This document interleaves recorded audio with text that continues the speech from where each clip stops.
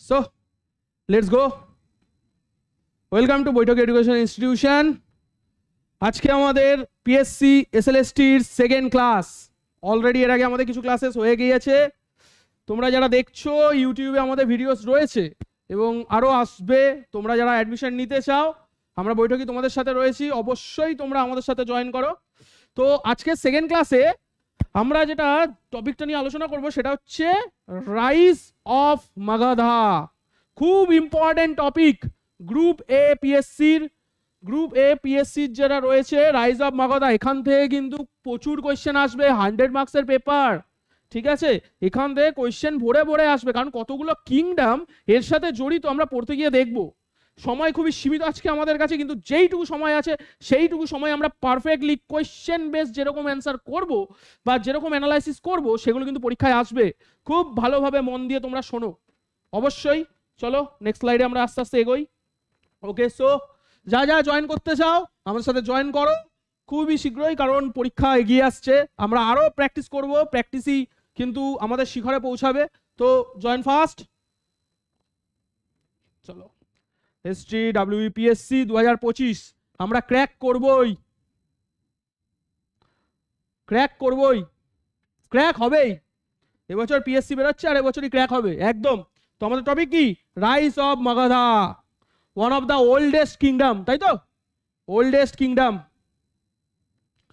তো ষোড়শ মহাজনপদের সাথে লিঙ্কড বলবো। ষোড়শ মহাজনপদ থেকে প্রচুর কোয়েশ্চেন আসবে, কারণ এনশিয়েন্ট ইন্ডিয়া মানে ষোড়শ মহাজনপদ থেকে কোয়েশ্চেন আসবে না, এটা হতেই পারে না একদম। চলো এগোই।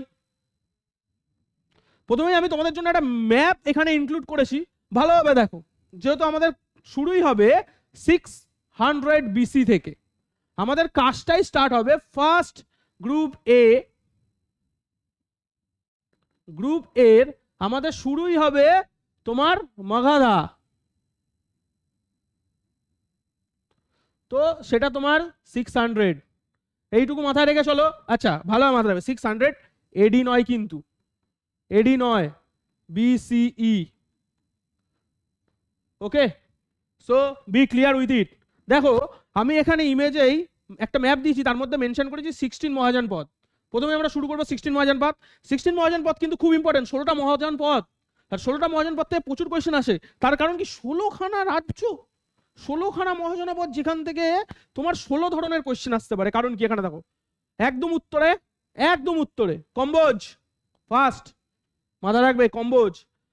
পরে আমি ক্যাপিটাল নিয়ে আলোচনা করবো আগামী দিনের ক্লাসে, কিন্তু আজকে যেটুকু দরকার আমাদের সেইটুকু। 16 মহাজনপদ ফার্স্টে, একদম উত্তর থেকে আমরা শুরু করেছি।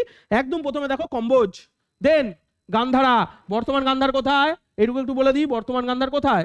যারা জানো তারা নিচে কমেন্টে অবশ্যই লেখো বর্তমান গান্ধার কোথায়। আর যারা জানো না তারা জেনে নাও বর্তমান গান্ধার কিন্তু পাকিস্তান। রাওয়ালপিন্ডি তক্ষশিলার সাথে কিন্তু জড়িত। বর্তমান গান্ধার কিন্তু পাকিস্তান, মাথায় রাখবে। আচ্ছা, উত্তরের দুটো সাইড আমি পেয়ে গেলাম, কম্বোজ গান্ধার। সেকেন্ড সাইড সব থেকে ইম্পর্টেন্ট, যার সাথে মহাভারতের লিঙ্ক আছে, কোন সাইড? কুরু। মহাভারতের সাথে 16 মহাজনপদের প্রচুর লিঙ্ক আছে। মহাভারত নিয়ে অনেক থিওরি রয়েছে, অনেক কিছু রয়েছে। এই 16 মহাজনপদের সাথে কিন্তু মহাভারত অনেক অংশে জড়িত। এই যে কুরু কিন্তু আমার দিল্লি, হস্তিনাপুর, তারপর তোমার কুরু, এসব কিন্তু সবই ওর মধ্যেই পড়ে, জানো তো? এই যে ছোট্ট করে লেখা হস্তিনাপুর, ঠিক আছে। তারপর ইন্দ্রপ্রস্থ, এগুলো সব কিন্তু কুরুর আন্ডারে। কুরু রাজবংশ সম্পর্কে আমরা প্রত্যেকে জানি মোটামুটি, মহাভারত যারা দেখেছি, মহাভারত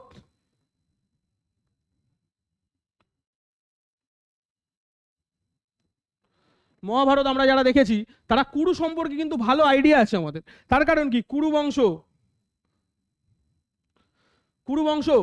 তাই তো? কৌরব পাণ্ডব দুই বংশ, যেই বংশের মধ্যে বিশাল বড় যুদ্ধ লেগে শুরু হয়ে গেল আমাদের কি মহাভারত ওয়ার, তাই তো? শ্রীকৃষ্ণ তো সেখানে ইনক্লুডেড, তাই না? বুদ্ধি প্রদানকারী। চলো এবার আমরা মহাজনপদে একটুখানি আসি।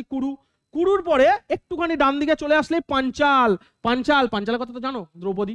সেই পাঞ্চালের সাথে লিঙ্ক মহাভারত, সেই মহাভারত পাঞ্চাল। এগুলো তোমাদের 600 বিসি বললেও কিন্তু তোমাদের এইটুকু বলে রাখি, এখান থেকে কিন্তু কোয়েশ্চেন আসতেই পারে। মহাভারতের সাথে এই স্টেটগুলো তো লিঙ্ক, এই রাজ্যগুলো তো লিঙ্ক। 16 মহাজনপদ কিন্তু মহাভারতের নাম অনুসারে রয়েছে, তো এখান থেকে কোয়েশ্চেন আসতেই পারে। Which state is related to Mahabharata, আসতেই পারে। আর দেন ক্যাপিটাল, এদের তো ক্যাপিটাল ভরে ভরে রয়েছে, ঠিক আছে? শিওর। চলো আর একটু এগোই। আচ্ছা, পাঞ্চালের পর কোশল রাজ্য নাম শুনেছো, কোশলা বা কোশল রাজ্য, সেটাও তোমরা জানো। চলো ক্লিয়ার। কোশলের পরে একটু আমি বাদিকে আসবো, কারণ পর পর আসবো আমরা পর পর। কোশলের পরে একটু বাদিকে আছে সুরসেন বা সুরসেন। সুরসেন বংশ কে জানো তো? সুরসেন বংশ কে জানো তো? শ্রীকৃষ্ণ, যদুবংশ, এই তো সুরসেন বংশ, তাই না? সূর্য সেন বা সুরসেন, সূর্য সেনের থেকে সৌরসেন বা সুরসেনই বেশি ভালো ভালো, ঠিক আছে? এইটুকু মাথায় রেখে চলবে। দেন একটুখানি আবার ডান দিকে যাব, মল্ল, মল্লরাজ, ভয় পেত সেরকম। মল্লর সাথে কয়েকটা জিনিস রিলেটেড আছে যা আগামী ক্লাসে আমরা জানবো, তার জন্য আমাদের সাথে টিকে থাকো, আমরাও আছি তোমাদের পাশে। চলো দেন ব্রিজি, যেটা ব্রিজ, ব্রিজি যেটা ব্রিজ, ওকে। দেন ব্রিজি থেকে একটু নিচে আসবো, কাশী, কাশী আমাদের স্টেট রয়েছে কাশী। কাশীর পরে একটু বাদিকে আসবো ভৎসা, ভৎসা জনপদ বা বৎস। দেন একটু ওপরে যাব মৎস্য, বিরাটনগর বা বৈরাট, ঠিক আছে?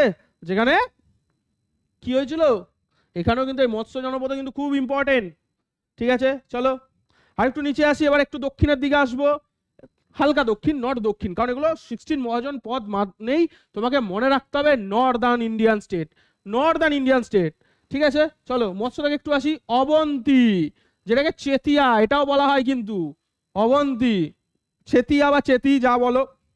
দেন এই যে মগধ, প্রাণ কেন্দ্র যার, Magadha, power of the India, power, পরবর্তীকালে কিন্তু পাওয়ারে আসবে মগধা, ঠিক আছে? মগধের পরে দেন আমার বাঁচলো অঙ্গ, অঙ্গরাজ কর্ণ, তাই তো? অঙ্গরাজ কর্ণ মাথায় রাখবে, অঙ্গরাজ কর্ণ। চলো লাস্ট একটাই তোমার সাউদার্ন স্টেট বাসে, সেটা হচ্ছে অশোক বা অশ্মকা, অশোক বা অশ্মকা, মাথায় রেখে কাজ করবে, ঠিক আছে? সো এইটুকু ক্লিয়ার। ইন্ডিয়া 600 বিসি, 16 মহাজন পদ, 16টা মহাজন পদের নাম আমার মনে রাখতে হবে, কারণ পরীক্ষার জন্য খুব ইম্পর্টেন্ট। 16 মহাজন পদ কি কি বলছে, কম্বোজ, গান্ধারা, কুরু, পাঞ্চালা, সরসেন, কৌশলা, মল্ল, ব্রিজি, দেন মৎস্য, বৎস, কাশী, অঙ্গ, মগধা, চেতিয়া, অবন্তী, শেষে আসমাক। গান হয়ে যাবে ইজিলি, গানের মতো করে পড়বো আমরা একদম। 16 মহাজন মনে রাখতে হলে রিদিম, হিস্ট্রি মানে রিদিম, তো আমরা রিদিমের মারফত হিস্ট্রিতে এগিয়ে যাবো।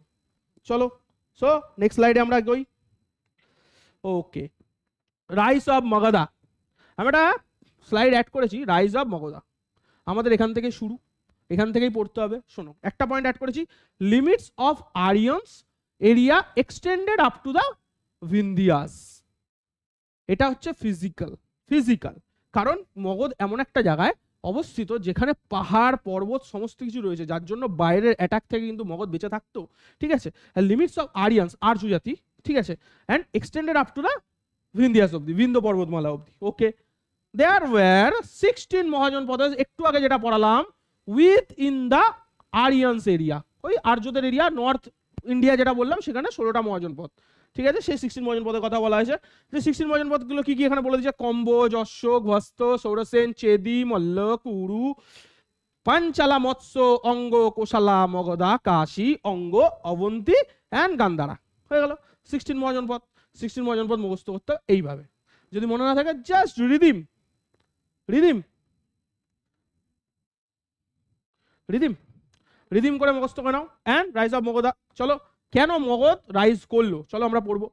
অ্যাম্বিশাস অ্যাটাকস অফ মগধা রুলার্স, মগধে যারা সিংহাসনে বসেছিল তাদের সবসময় রাজ্য জয়ের একটা চেষ্টা বা প্রচেষ্টা ছিল, ঠিক আছে? রাজ্য জয়ের চেষ্টা বা প্রচেষ্টা ছিল, এটুকু মাথা রেখে থাকতে হবে। তার কারণ কি, এগুলো আসতেই পারে কোশ্চেনে, একদম ইম্পর্টেন্ট খুবই। রুলার্স গুলো কে কে সেগুলো আমরা আগামী দিনে পড়বো।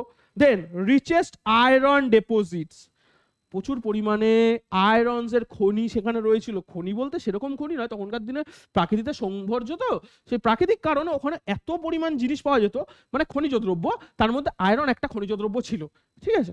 সেই কারণে able to them to make কি উইপেন্স, যেহেতু লোহা খুব ইম্পর্টেন্টলি তারা পেয়ে গিয়েছিল, তাই কারণে তাদের ইজিলি কাজ হতো। Then the two capitals of Magadha, two capitals of Magadha, ওঠাই তো দেখে নাও। হ্যাঁ, the two capitals of Magadha এই মগধার যে দুটো ক্যাপিটালস ছিল কি কি, একটা হচ্ছে রাজগৃহ, যেটা বিহার, রাজগৃহ সবাই গেছো আশা করি, বিহার, অ্যান্ড পাটলিপুত্র।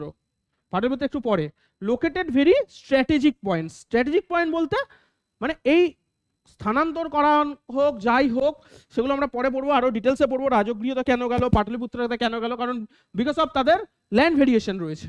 কিন্তু যেখানে যেখানে তাদের সাম্রাজ্যর প্রাণকেন্দ্র ছিল সেখানে সেখানে তারা কিন্তু খুব লাভ পেয়েছিল। কিসের জন্য? শত্রুর আক্রমণ থেকে, বহির আক্রমণ থেকে, অনেক কিছু দিয়ে, প্রাকৃতিক সৌন্দর্য, প্রাকৃতিক সেবা, অনেক কিছু তারা পেয়েছিল। মগধের তাহলে দুটো ক্যাপিটালস কি কি ছিল?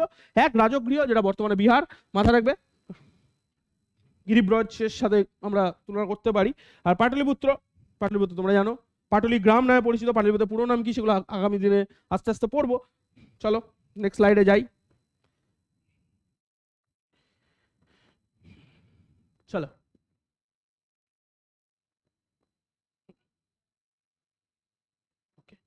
সো আমার নেক্সট স্লাইড কি বলছে, রাজগৃহ সম্পর্কে একটু পড়বো। Rajgriha was surrounded by a group of 5 hills. Important পরীক্ষার জন্য।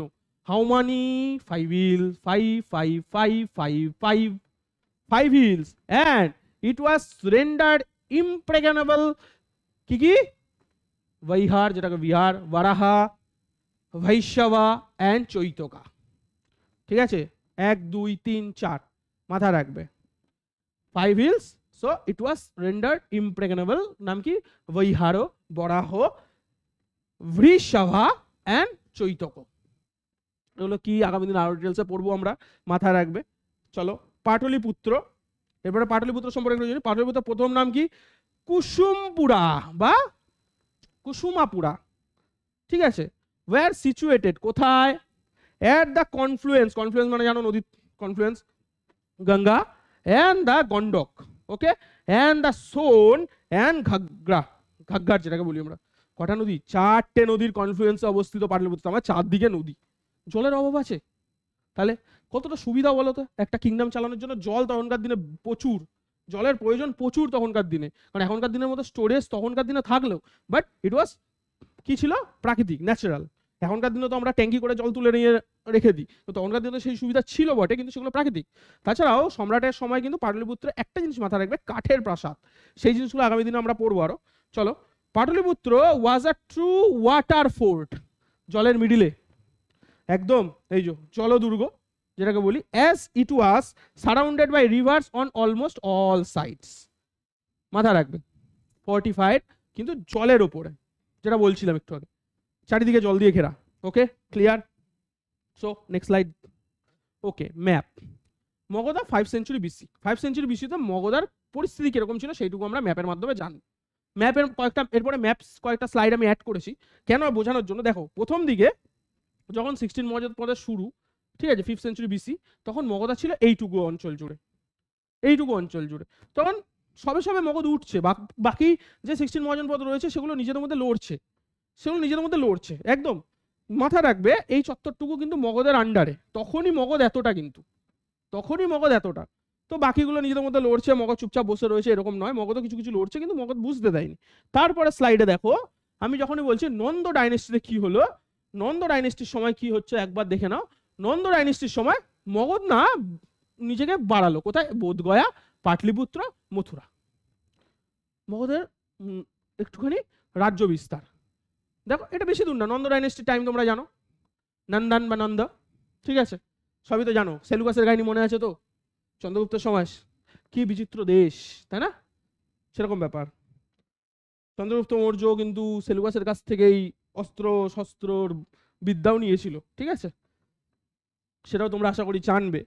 তো যখন পুরুকে হারিয়ে এখানে আসে সেকেন্দার, তার সামনে গিয়ে দাঁড়ানোর সাহস কিন্তু একমাত্র চন্দ্রগুপ্ত দেখিয়েছিল। চন্দ্রগুপ্ত বন্দি করতে বললে চন্দ্রগুপ্ত কিন্তু বলেছিল আমাকে না মেরে আপনি বন্দি করতে পারবেন না। তো সেই জিনিসগুলো কিন্তু রয়েছে। তো আপাতত নন্দতে আসি। তো নন্দর সময় এতটা দূর, তারপরে আসি চন্দ্রগুপ্ত মৌর্য, যার কথা বলছিলাম এক্ষুনি, মৌর্য বংশের প্রতিষ্ঠাতা, তাই তো? মৌর্য বংশের প্রতিষ্ঠাতা, চাণক্যের মানে বিষ্ণুগুপ্ত কৌটিল্যর পরম ধন্য চন্দ্রগুপ্ত মৌর্য, তাই তো? নাম বলে দিলাম চাণক্যের। তার একটা বইয়ের নামও আছে, যারা জানো চাণক্যের বইয়ের নাম তারা কমেন্টে লেখো কি। কমেন্টে লেখো। চাণক্যর বইয়ের নামটা কি? একটা বুক আছে তো চাণক্যের, সে বইয়ের নামটা লেখো। তো চন্দ্রগুপ্তের সময় দেখো এই তাক্ষশিলা অবধি ইন্দ্রপ্রস্থ, মথুরা, এই সাইড তোমার চন্দ্রগুপ্তের যে কনকোয়েস্ট এখানে লেখা রয়েছে দেখো, পাটলিপুত্র, বোধগয়া তো রয়েছেই, আরো উত্তর দিকে বেড়ে গেল, কারণ চন্দ্রগুপ্ত উত্তর দিকে যাওয়ার জন্য রেডি। নিচের দিকে আমি একটা কথা মাথায় রাখবে, মগধ কিন্তু নিচের দিকে আসেনি, কারণ সাউথ ইন্ডিয়া না তখন না ব্রিটিশ আমলে অত সহজে হার মানেনি। কিন্তু উত্তর দিকে কিন্তু আমাদের আর্য, এই যে কথাটা আসে না আরিয়া, আরিয়া, এই কথাটা কিন্তু নর্থ ইন্ডিয়াকে ডিনোট করে, নর্দার্ন ইন্ডিয়াকে ডিনোট করে। আরিয়া কথাটা, আর্যাবর্ত যেটাকে বলা হয়, আর্যাবর্ত কিন্তু নর্থ ইন্ডিয়া, সাউথ ইন্ডিয়াকে আর্যাবর্ত কিন্তু বলা হয়। ঠিক আছে, সেই জিনিসটা খেয়াল করে ভালো মতো। চলো আমরা নেক্সট স্লাইডে যাই। এই দেখো চন্দ্রগুপ্তের কনকোয়েস্টের সময় তাক্ষশিলা, ইন্দ্রপ্রস্থ, মথুরা, দেন এই সাইডটা এটা চন্দ্রগুপ্ত কনকোয়েস্ট লেখা, এটা পাটলিপুত্র আর বোধগয়া, এই চত্বরটা পুরোটা তিনি কভার আপ করে ফেলেছিলেন চন্দ্রগুপ্ত নিজের কনকোয়েস্টের মাধ্যমে। ঠিক আছে, কি আছে জায়গাগুলো লিখে নাও, খুব ইম্পর্টেন্ট, কারণ চন্দ্রগুপ্তের কনকোয়েস্ট দিয়ে বললো এই জায়গাগুলো কে জয় করেছে। ঠিক আছে, যেগুলো ইম্পর্টেন্ট আমি সেগুলো বলে দিচ্ছি। ইন্দ্রপ্রস্থ, পাটলিপুত্র তো হবেই কারণ মগধা, তো এই জায়গাগুলো, আর বোধগয়া।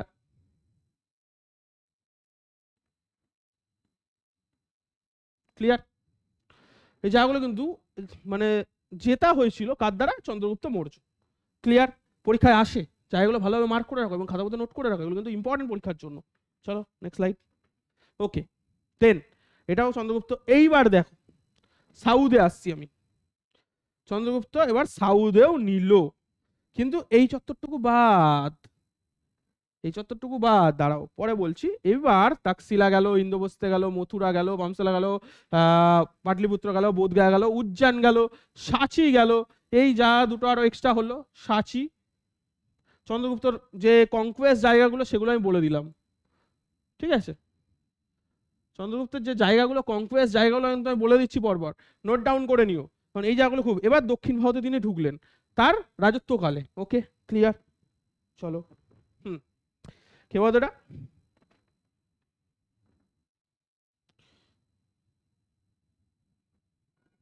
কে? অশোকা। এবার অশোকার কনকোয়েস্ট, গ্রেট গ্রেট অশোকা। ঠিক আছে, অশোকাও কিন্তু এই জায়গাগুলো নিতে পারেনি, কিন্তু তিনি কি নিয়েছিলেন? এইখানটাকে, যেটার জন্য তারপরেই তো তিনি বিরহ রোগে ভুগলেন না, কলিঙ্গ, বিরহ রোগে ভুগলেন, তারপরে বৌদ্ধিক ধর্ম তিনি পালন করলেন, তাই না? অশোকার নিজের একটা ধর্ম চলে এলো, কি এলো? ধম্মা। যেগুলো ইম্পর্টেন্ট সেগুলো আমি আজকে করিয়ে দিচ্ছি ক্লাসের মধ্যে, এগুলো কিন্তু খুব ইম্পর্টেন্ট পরীক্ষার জন্য, পরীক্ষায় আসে এগুলোর থেকে। অশোকার যে ইনস্ক্রিপশন রয়েছে সেগুলো আমরা আরো ডিটেলে পড়বো। ঠিক আছে, দেন অশোকার নাম প্রথম কোথা থেকে পাওয়া যায় সেগুলো আমরা পড়বো। অশোকের কি সেম ওই তক্ষশিলা রেখে দিল, ইন্দ্রপ্রস্থ গেল, মথুরা, পাটলিপুত্র, বোধগয়া, উজ্জয়ন, সাঁচি, তার একটা কি এক্সট্রা হবে? কলিঙ্গ বা উড়িষ্যা বর্তমানের, সেটাকে তিনি জয় করলেন। চলো, এই তো Maurya empire 321 BC to 185 BC। চলো, কোন পয়েন্টগুলো আমার মাথায় রাখতে হবে পরীক্ষার জন্য এবং কি কি আসতে পারে সেটাই বলে দিই। এক, কৌটিল্যের অর্থশাস্ত্র। ঠিক আছে, বইটার নাম একটু আগে বললাম, যারা যারা কমেন্টে ঠিকঠাক লিখেছো তারা একদম রাইট, যা লিখতে পারোনি তারা জেনে নাও। অর্থশাস্ত্র, কৌটিল্য, যাকে বিষ্ণুগুপ্তও তো আমরা বলি, বিষ্ণুগুপ্তা। ওকে, ক্লিয়ার? দেন বিশাখ দত্ত, মুদ্রা রাক্ষসা, কন্টেম্পোরারি, দেখেছো তো, সে সমসাময়িক। আমরা শুধু ভাবি এগুলো বোধহয় আলাদা আলাদা সময় বেরিয়েছে, একদমই না, দেখো সমসাময়িক। Then religious sources important Maurya বংশ সম্পর্কে জানার জন্য। ঠিক আছে, and then Brahmanical text, Buddhist literature, এগুলোর থেকে আমরা জানতে পারি। দেন এইটা খুব ইম্পর্টেন্ট, যেই পয়েন্ট আমি এখন বলতে যাবো, স্টার মার্ক দিয়ে লিখে নাও, শ্রীলঙ্কান ক্রনিকলস। ঠিক আছে, দ্বীপবংশ, মহাবংশ, জানো তো কি বুদ্ধিস্টেরই দুটো আলাদা, দ্বীপবংশ এবং মহাবংশ। ঠিক আছে, and Tibetan and Chinese Buddhist sources, সেগুলোর থেকে কিন্তু আমরা জানতে পারি মৌর্য সম্পর্কে। ওকে, মেগাস্থিনিসের ইন্ডিকা, কার সময় এসেছিল মেগাস্থিনিস জানো তো? সেই মেগাস্থিনিসের ইন্ডিকা বই। দেন আর্কিওলজিক্যাল সোর্সেস, ইনস্ক্রিপশন, একটু আগে যেটা বলছিলাম পড়বো আমরা, আস্তে আস্তে পড়বো। অশোকার ইনস্ক্রিপশন, ঠিক আছে, ইনস্ক্রিপশন অব অশোকা, সেগুলো কিন্তু ইম্পর্টেন্ট। চলো next slide. Okay, Chandragupta Maurya 321 BC to 295 BC, পেছনের দিকে আসবে। বিসি মানে কি? পেছনের দিকে, কারণ যীশু খ্রিস্টের জন্মের আগে, তাহলে পেছবো এবার আমরা। চন্দ্রগুপ্ত সময়কাল এটা। বিন্দুসার তারপরে আসবে, পরপর রাজার নাম আছে। 297 থেকে 295 অবধি ছিল, মানে তো 2 বছর কি করলো চন্দ্রগুপ্ত বাঁচেনি? এটা তার মৃত্যুকাল, নট সিংহাসন কাল। সিংহাসন আগে ছাড়তে হয়। ওকে, তো 297 থেকে 272 বিসি, ক্লিয়ার একদম। এবার বলবে বিন্দুসার তো এই সময় গেছিল, তাহলে অশোকা 268 থেকে 232 কেন হলো? এই সময় তো ডামাডোল ছিল, অশোকের 4 ভাই, সেই কাহিনীটাও পড়তে হবে না আমাদের, সুসিম থেকে শুরু করে যেগুলো রয়েছে সেগুলো। এবং লাস্ট বৃহদ্রথ, যাকে হত্যা করে পরবর্তীকালে কে সিংহাসনে বসবে তোমরা তো জানোই। ঠিক আছে, আগামী ক্লাসে আমরা তাও আলোচনা করব। ওকে, খুব ইম্পর্টেন্ট কিন্তু এই 4 জন লিডার, এই 4 জন লিডার পিএসসির জন্য খুব ইম্পর্টেন্ট। এর থেকে আসবেই আসবে, আমি স্টার মার্ক এখনই করে দিলাম। আগামী ক্লাসে আরো ডিসকাস করব, কিন্তু এখনই স্টার মার্ক করে দিলাম, এটা থেকে আসবেই আসবে। দেন ইম্পর্টেন্ট কি? সেন্ট্রাল অ্যাডমিনিস্ট্রেশন, প্রভিন্সিয়াল অ্যাডমিনিস্ট্রেশন আর লোকাল অ্যাডমিনিস্ট্রেশন। এই তিনটে যে অ্যাডমিনিস্ট্রেশনের কথা বলা হয়েছে, এই তিনটে অ্যাডমিনিস্ট্রেশন কিন্তু মৌর্য বংশের সেরা কারিগর এখনো আমাদের রয়েছে। এই যে সেন্ট্রাল, প্রভিন্সিয়াল আর লোকাল, জানো এক যদি আমি এখন হিসাব করে দিই, সেন্ট্রাল গভর্নমেন্ট, দেন আমার স্টেট গভর্নমেন্ট আর লোকাল মিউনিসিপ্যাল গভর্নমেন্ট, সেই তিনটে কিন্তু অ্যাডমিনিস্ট্রেশন মোগল থেকেই বা মৌর্য থেকেই চলছে আমাদের। তো খুব ইম্পর্টেন্ট, ঠিক আছে, স্ট্রাকচারগুলো মাথায় রাখবে। চলো নেক্সট স্লাইড। ওকে, এম্পায়ার কি? এটা হচ্ছে আমি মৌর্যদের জন্য অ্যাড করেছি, ঠিক আছে, বা তোমার মগধার জন্য। এইটা কিন্তু এম্পায়ারকে কি বলা হতো? King. Provinces kumaras, nobles. Then ডিস্ট্রিক্টকে কি বলা হতো? প্রদেশিকা। অ্যান্ড ভিলেজকে কি বলা হতো? গ্রামিকা। টার্মস গুলোর সাথে সিমিলারিটিস হবে, কারণ টার্মস দিয়ে কোশ্চেন আসে হিস্ট্রিতে। টার্মস দিয়ে কিন্তু প্রচুর কোশ্চেন আসে হিস্ট্রিতে, কিন্তু গোলায় আমাদের টার্মস। এই ধরনের টার্মস বাংলাতেও দেখবে, ঠিক আছে। হিস্ট্রিতে তো ইংলিশ বাংলা বোধ যদি আসে, তুমি দেখবে বাংলাতেও কিন্তু এই ধরনের টার্মস পাবে। ওই জন্য কিন্তু আমি এখানে টার্মসগুলো লিখে দিয়েছি, প্রদেশিকা, গ্রামিকা। দেন প্রভিন্সেসের মধ্যে কুমারাস, নোবেলস, ওই মহাত্মা, আমাত্য, ওদের কথা বলা হচ্ছে, কিং, এম্পারার, ঠিক আছে। চলো নেক্সট স্লাইড। সো এইটুকুই আজকের মতো, এইটুকুই থাক।